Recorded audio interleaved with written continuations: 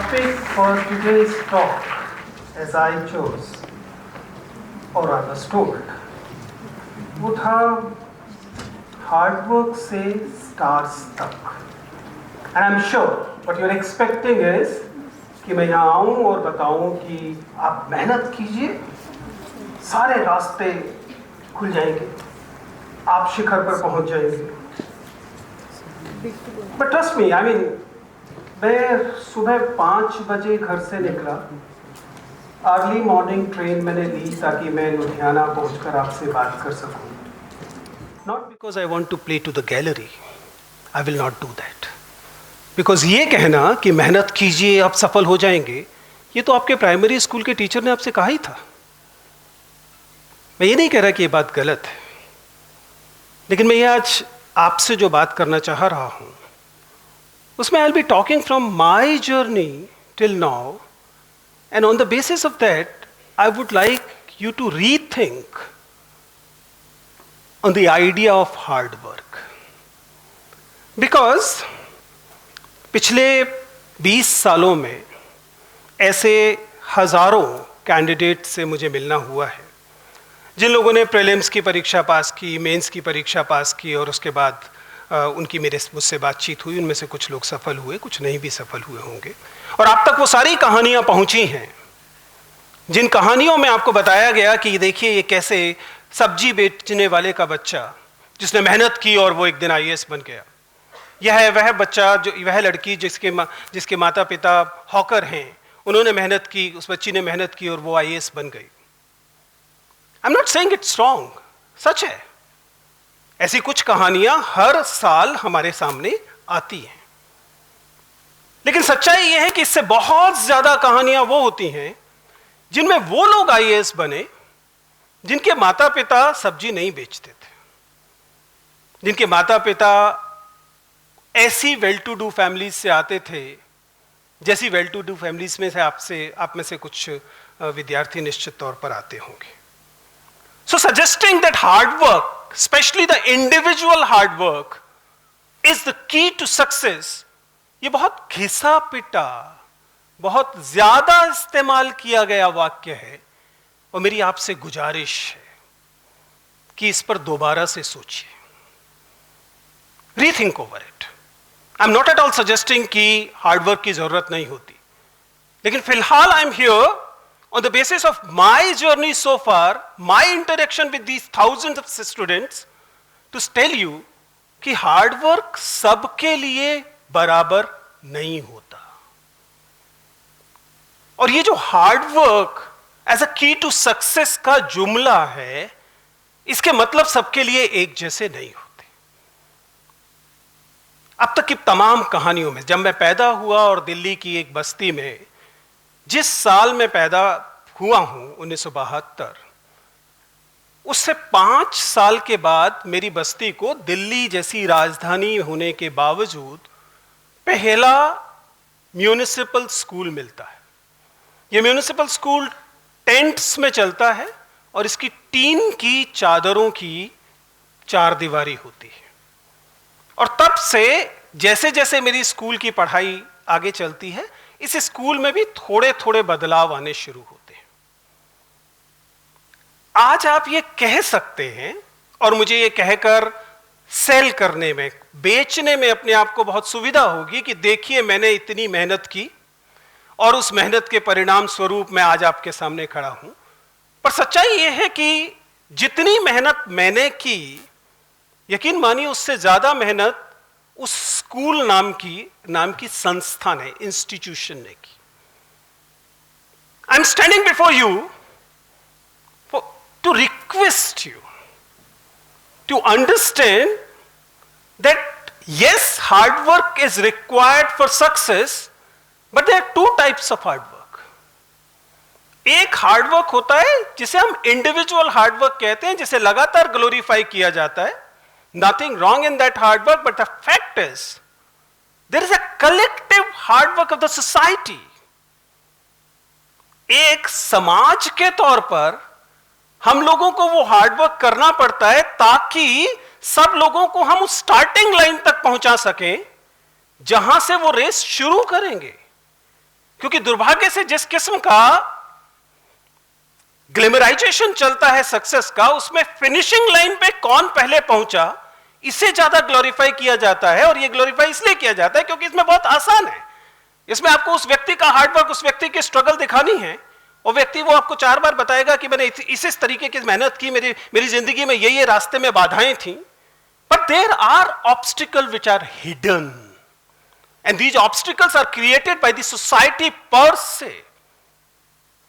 In the last talk you heard that earlier we were travelers, and then suddenly something happened और हम traveler नहीं रह गए। What actually suddenly happened? We created obstacles to the travelers. हमने ये कहना शुरू किया कि समुद्र की यात्रा करने से आपको पाप मिलेगा। हमने तय करना शुरू किया कि कौन पढ़ सकेगा, कौन नहीं पढ़ सकेगा। आपकी जाति तय करेगी, आपका जेंडर तय करेगा, आपकी क्लास तय करेगी कि किसे शिक्षा मिलेगी और किसे शिक्षा नहीं मिलेगी। These are hidden obstacles created by the society itself. Obstacles. और इन ऑब्स्टिकल्स की बात करने की बजाय अगर मैं केवल ये कहूं कि मैं ऐसे 15 विद्यार्थियों से पिछले 20 साल में मिला हूं जिनकी जिंदगी में बहुत बाधाएं थी, उसके बावजूद उन्होंने मेहनत की, रात को बिजली के लैंप पोस्ट के नीचे पढ़ाई की। ट्रू, मैंने ऐसे 15 क्या शायद 30 लोगों से मिला हूं, ये बात एकदम सच है। लेकिन क्या इससे इन विद्यार्थियों के रास्ते में खड़ी की गई ऑब्स्टिकल्स का अपराध कुछ कम हो जाता है? नहीं।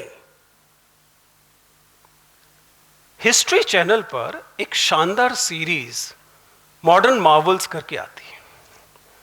उस सीरीज में वह मशीन जिसने दुनिया बदल दी वाली मशीन की कैटेगरी में 1 नंबर पर वह मशीन आती है जिसे जेसीबी कहा जाता है। जेसीबी आप जानते हैं कि एक अर्थ डिगिंग और मल्टीपल काम करने की मशीन होती है। इस मशीन वाले एपिसोड में यह चैनल दिखाता है अंत में कि ये मशीन कितनी वर्सेटाइल है। देखिए, ये मशीन जब खोदती है तो एक अकेली मशीन उतना खोद लेती है जितना 20 लोगों की फुटबॉल टीम अपने शॉवल लेकर नहीं खोद पाती है। बात बिल्कुल सच है। लेकिन कहीं ऐसा तो नहीं कि हम इस हार्डवर्क में उस व्यक्ति की मेहनत की तुलना, जो कि शॉवल से खोद रहा है, जो उस फावड़े से खोद रहा है, जेसीबी मशीन से खोदी जा रही चीज से तुलना करने की गलती तो नहीं कर रहे हैं। From my past experience I want to tell you कि आपके और आपकी सफलता के बीच में आपकी मेहनत की कमी एकमात्र कारक नहीं है। That is not the only obstacle you have. There are collective obstacles which you need to overcome. Why? Because there are certain privileges many people have, and there are certain deprivations others have. Unless you count your privileges to see कि आपकी starting line किसी और की starting line से कितना आगे है, या if you count your own deprivation, you realize that your starting line is far behind the starting line of several others. And then having a common finish line is injustice. Actually, it is violent, if I am allowed to tell you. क्या? What should be my call to you?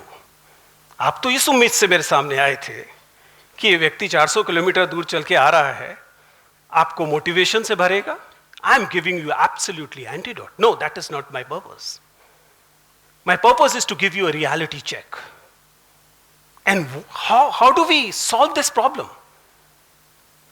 Collectively, we need to ensure that the equal opportunities give a common starting line to most of us. One thing. And another thing is what is called Geese model, if you know. अगर आप लोग जानते हैं कि जो प्रवासी पक्षी होते हैं, माइग्रेटरी बर्ड्स, स्पेशली गीज, लगभग पूरी दुनिया कवर कर लेते हैं। कैसे करते हैं? कलेक्टिवली करते हैं, एक साथ करते हैं।